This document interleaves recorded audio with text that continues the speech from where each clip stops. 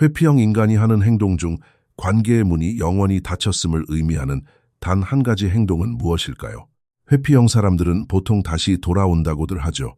그들에게 혼자만의 시간을 주고 기다리면 결국 다시 나타날 거라고 말입니다. 다들 그렇게 말합니다. 하지만 회피형이 하는 행동 중 상황을 완전히 바꿔놓는 한 가지가 있습니다. 이 일이 발생하면 기다림은 아무런 의미가 없어집니다. 그들이 갖는 시간은 더 이상 일시적인 것이 아닙니다. 모든 게 끝난 것입니다. 대부분의 사람들은 이 점을 잘 이해하지 못합니다.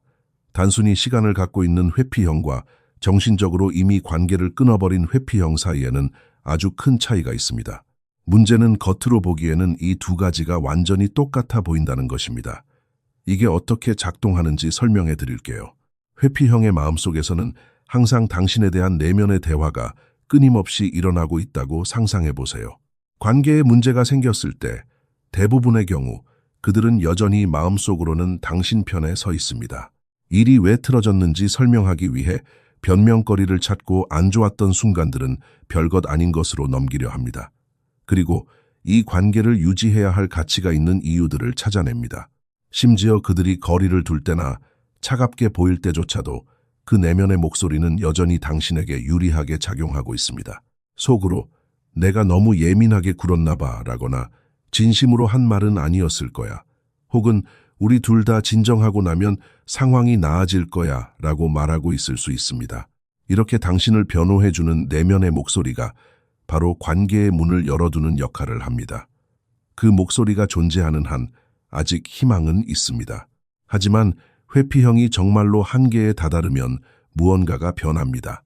더 이상 당신을 위해 변명하지 않습니다. 문제들을 정당화하는 것도 멈춥니다. 관계가 잘 풀릴 수 있는 이유를 찾는 것도 그만둡니다. 그 대신 당신에게 불리한 근거들을 하나씩 모으기 시작합니다.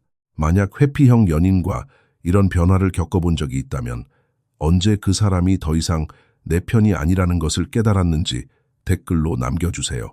과거의 다툼들은 애초에 서로 맞지 않았다는 증거가 됩니다. 압박감을 느꼈던 순간들은 이 관계가 실패할 수밖에 없었다는 증명이 됩니다. 당신이 더 깊은 유대감을 원했던 시간들은 두 사람이 왜 어울리지 않는지에 대한 이유로 둔갑합니다. 이렇게 당신의 편에서 당신의 반대편으로 돌아서는 이 변화가 바로 일시적인 거리두기와 영원한 이별을 가르는 기준이 됩니다.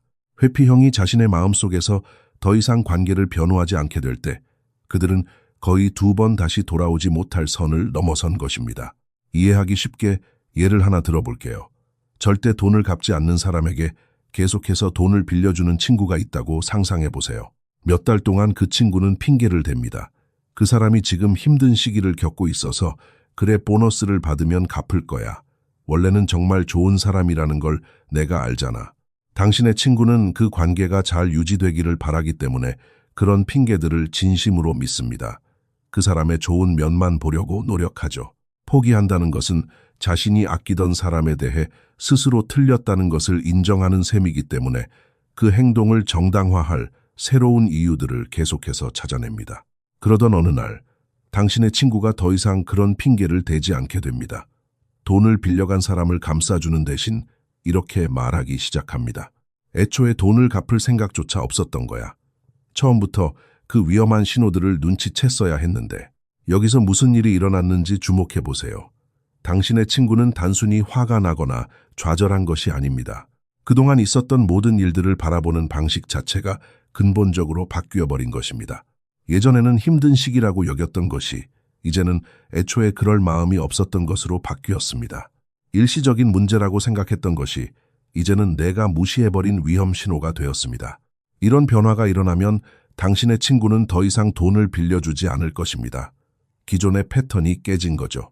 관계는 영원히 변해버렸고 가장 중요한 것은 그 사람이 다시 돈을 빌려달라고 찾아오더라도 절대 빌려주지 않을 거라는 사실입니다. 회피형이 한계에 다다랐을 때 그들의 마음속에서 일어나는 일이 바로 이와 똑같습니다. 내면의 이야기가 우리는 이겨낼 수 있어에서 이건 애초에 안 될 일이었어로 바뀌어버립니다. 그렇다면 이것이 왜 이렇게 중요할까요? 왜냐하면 회피형 사람들은 보통 하루아침에 감정적인 결정을 내리지 않기 때문입니다.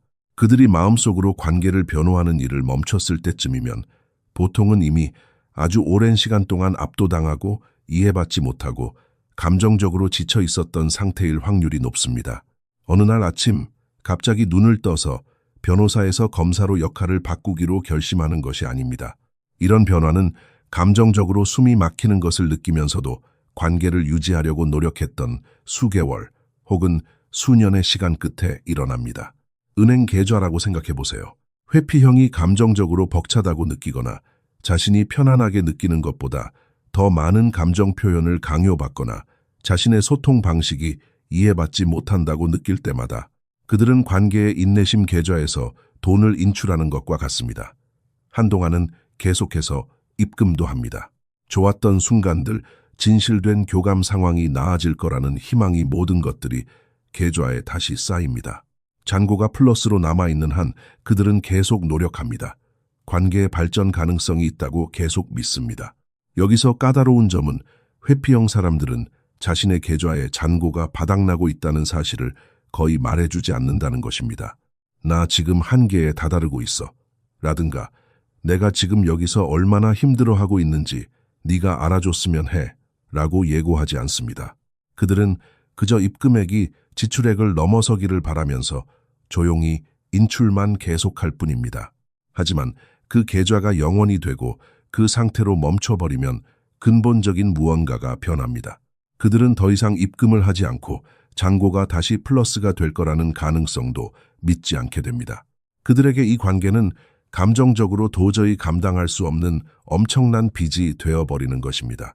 이 과정에서 특히 뼈아픈 사실은 마지막 인출이 보통 관계를 구하려는 상대방의 노력 때문에 발생한다는 것입니다. 감정에 대한 대화, 감정적으로 더 다가와 달라는 부탁, 미래에 대한 이야기들, 관계에 도움이 될 것 같은 이 모든 것들이 사실은 계좌가 영원으로 떨어지는 속도를 앞당길 뿐입니다.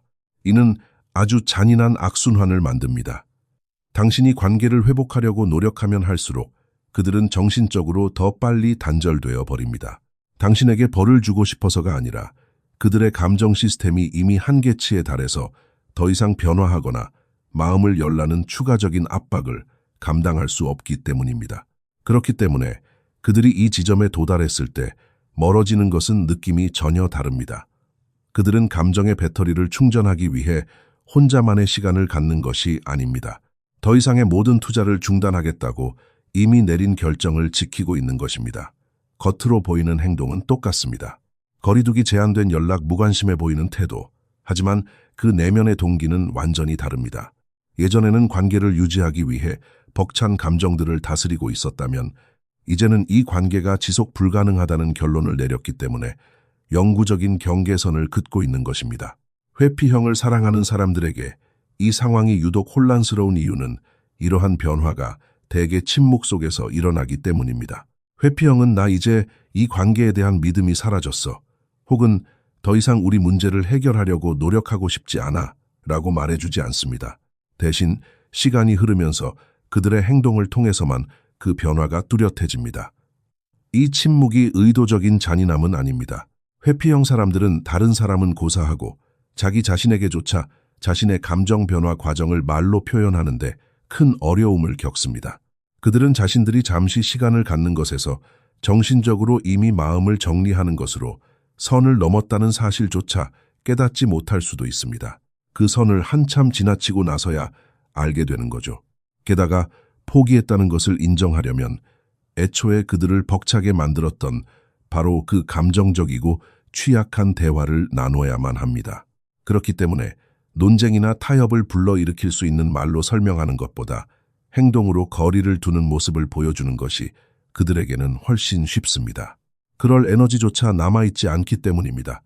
그래서 회피형이 겉보기엔 잘 지내던 관계를 끝낼 때 친구나 가족들이 종종 깜짝 놀라곤 합니다. 겉으로는 모든 게 정상적으로 보였지만 내면에서는 이미 몇 달 동안 서서히 관계에 불리한 근거들을 쌓아오고 있었던 것입니다. 그들은 더 이상 관계에 대한 대화를 먼저 시작하지 않습니다. 지금 우리가 어떤 사이인지 불확실한 상태에서도 편안함을 느낍니다. 예전 같았으면 다툼의 원인이 되었을 문제들도 이제는 무관심하게 받아들입니다. 당신이 겪는 어려움이나 성취에 대해서도 감정적인 투자를 거두어 버립니다. 가장 중요한 것은 그들이 곁에 없어 당신이 힘들어 하더라도 더 이상 죄책감을 느끼지 않는다는 점입니다. 일시적으로 물러나 있을 때는 보통 자신의 거리두기가 당신에게 상처를 준다는 사실에 내적 갈등을 느낍니다. 하지만 정신적으로 이미 마음을 정리했을 때는 그들의 부재로 인한 당신의 고통이 더 이상 그들의 죄책감이나 보호 본능을 자극하지 못합니다. 이것은 잔인함이 아니라 감정적인 분리입니다.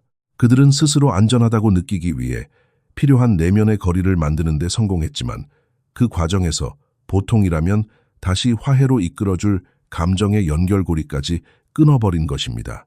왜 이 감정적 분리를 되돌리는 것이 그토록 어려운지 설명해 드릴게요. 마음속으로 관계에 반대하는 논리를 세울 때 사람들은 단순히 문제점만 나열하는 것이 아니라 과거의 기억 자체를 다시 쓰게 됩니다. 좋았던 기억들도 새로운 맥락으로 바뀝니다. 우리는 정말 잘 통했다고 생각했어 라는 생각이 명백히 맞지 않았는데도 내가 우리 사이가 좋다고 스스로를 속이고 있었어 로 바뀌어 버립니다. 이러한 마음의 재구성은 스스로를 보호하는 역할을 합니다. 멀어지기로 한 결정에 확신을 갖게 도와주죠. 하지만 동시에 화해를 극도로 어렵게 만듭니다. 왜냐하면 일시적인 문제에 대해 틀렸다고 인정하는 것을 넘어 애초에 근본적으로 맞지 않았다는 자신의 판단 자체가 틀렸음을 인정해야 하기 때문입니다. 이렇게 생각해 보세요. 화가 나서 혼자만의 시간이 필요했어 라고 말하는 것이 우리가 근본적으로 맞지 않는다고 확신했지만 내가 틀렸어 라고 말하는 것보다 훨씬 쉽습니다. 전자를 인정하려면 자신의 행동에 대해 사과하기만 하면 됩니다. 하지만 후자를 인정하려면 자신의 판단력과 상황을 평가하는 능력 전체를 의심해야만 합니다. 대부분의 회피형 사람들은 이 두 번째 인정, 즉 스스로 틀렸음을 시인하는 것을 꺼려합니다. 특히 관계가 이미 그들을 감정적으로 안전한 영역 밖으로 밀어내버렸을 때는 더욱 그렇습니다. 그들은 똑같이 감정이 벅차오르는 위험을 감수하느니 이 관계는 유지할 수 없었다는 자신의 결론을 믿는 편을 택합니다. 그렇다면 회피형이 일시적인 거리두기에서 영구적인 감정 분리로 선을 넘었는지 어떻게 알 수 있을까요? 핵심적인 지표는 만약 그들이 관계에 대해 말을 한다면 어떤 식으로 말하는지를 보는 것입니다. 단순히 시간을 갖고 있는 회피형은 여전히 관계가 이어지고 있음을 의미하는 말을 사용합니다. 상황을 이해할 시간이 필요해라거나 지금 내 개인적인 문제들을 해결하고 있어 라고 말하죠. 당장 그 문을 넘어오지 않더라도 문은 열어둡니다. 하지만 정신적으로 이미 마음을 정리한 회피형은 과거형으로 말합니다. 우리 참 좋은 시간들이었어 라거나 만나는 동안은 정말 열정적이었어 처럼 말입니다. 해결될 가능성이 있는 진행 중인 상황이 아니라 이미 끝난 경험으로 관계를 언급하는 것입니다. 또한 그들은 기약 없는 모호함 속에서도 눈에 띄게 편안함을 느낍니다. 단순히 시간을 가질 때에는 결과가 신경 쓰이기 때문에 불확실한 관계 상태가 그들에게 불안감을 줍니다. 하지만 이미 감정적으로 분리되었을 때는 상황이 어떻게 끝날지 이미 스스로 결정을 내렸기 때문에 무한한 불확실성 속에서도 아무렇지 않게 존재할 수 있습니다. 이 변화를 알아차리는 데 있어 가장 견디기 힘든 부분은 사랑과 노력, 그리고 헌신이 언제나 관계를 지키기에 충분한 것은 아니라는 사실을 받아들여야 한다는 점입니다. 감정적으로 근본적인 차이가 존재할 때 한 사람의 자연스러운 사랑 방식이 그것을 받아들이는 상대방의 수용력을 지속적으로 넘어서 버릴 때 아무리 좋은 의도를 가졌다 해도 그 관계는 유지되기 어려워질 수 있습니다. 이것이 회피형 상대가 당신을 사랑하지 않았다거나 당신의 사랑이 가치 없었다는 것을 의미하지는 않습니다. 그 사람의 감정이라는 운영체제가 관계를 유지하는 비용이 자신이 감당할 수 있는 한계를 넘어섰다고 결론 내렸음을 의미할 뿐입니다. 이것을 이해하는 것은 무척 고통스러울 수도 있지만 동시에 해방감을 줄 수도 있습니다. 오직 사랑에만 기댄 화해의 희망을 앗아가기 때문에 고통스럽습니다. 하지만 그 사람이 떠나는 걸 막기 위해 내가 다르게 행동할 수 있지 않았을까 하는 자책감의 무게를 덜어주기 때문에 해방감을 줍니다. 회피형이 마음속에서 관계를 변호하는 일을 멈췄다는 것은 두 사람의 관계 역학 안에서는 그들의 감정적 자원이 도저히 회복할 수 없을 정도로 고갈되었다는 것을 의미합니다. 이는 당신의 가치나 당신이 준 사랑의 크기를 반영하는 것이 아닙니다. 오직 그들이 감정적으로 감당할 수 있는 한계가 어디까지인지에 대한 그들 스스로의 평가를 보여줄 뿐입니다. 이 지점에 도달하고 나서 회피형이 관계를 향한 내면의 방어벽을 다시 세우는 경우는 극히 드뭅니다. 만약 그렇게 된다 하더라도 대개는 아주 긴 시간 동안 떨어져 있어야 하고 상당한 내적 성장과 감정 수용 능력에 커다란 변화가 선행되어야만 합니다. 가장 중요한 점은 단순히 관계를 그리워하는 것을 넘어서 친밀감과 취약함을 다루는 새로운 능력을 스스로 길러야 한다는 것입니다. 결국 가장 중요한 사실은 이렇습니다. 회피형 인간이 내면의 변호사를 해고하고 검사로 돌변할 때 그들은 밀당을 하거나 당신의 헌신을 시험하는 것이 아닙니다. 자신의 감정적 안녕을 지키기 위해 내린 결론을 철저히 방어하고 있는 것뿐입니다. 이러한 변화를 알아차린다면 결코 오지 않을 화해를 기다리느라 낭비할 뻔한 수개월 혹은 수년의 시간을 아낄 수 있습니다. 그들의 감정적 분리가 당신이라는 사람에 대한 거절이 아니라 그들 스스로를 보호하기 위한 생존 방식이라는 것을 이해하게 도와줄 것입니다. 그리고 당신의 자연스러운 사랑 방식이 감정적 소모가 아닌 조화로움을 만들어낼 수 있는 새로운 인연에 당신의 에너지를 쏟을 수 있도록 당신을 자유롭게 해줄 것입니다. 회피형 사람에게서 이런 영구적인 변화를 겪어본 적이 있으신가요? 언제 그 사람이 마음을 완전히 정리했다고 깨달았는지 댓글로 당신의 이야기를 들려주세요. 만약 이 내용이 일시적인 거리두기와 영구적인 감정 분리의 차이를 이해하는 데 도움이 되었다면 좋아요를 눌러주시고 구독하셔서 애착 유형에 대한 더 많은 정보들을 만나보세요. 시청해주셔서 감사합니다.